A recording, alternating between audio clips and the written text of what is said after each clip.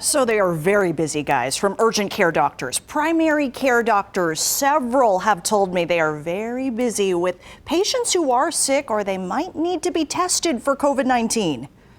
It's a little bit different symptoms. They may have just a sore throat and some sinus congestion, so they think they just have a cold, but it turns out to be COVID-19. So it's kind of sorting that out, seeing what their risk factors might be.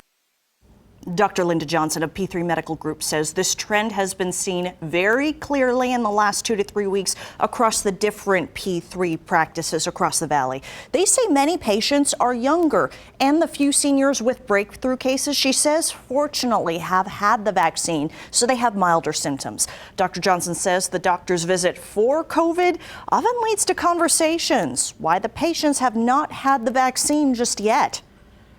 We still have too high a percentage that haven't gotten their vaccines. So what we like to do with those patients is, I use the phrase, meet them where they are. So why haven't they got the vaccine? What's their concern about it, or what's their fear? And see if we can answer their questions. Here's a look at COVID cases for the week. You can see we generally have about 900 something cases a day throughout Clark County. You see that 491 on August 8th. There's definitely a lot of testing facilities, both private and public, that are closed on the weekends on a Sunday.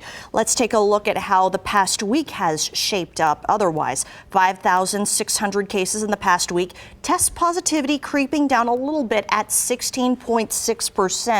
There is still a number of people in the hospital, 1,100 people throughout Clark County alone.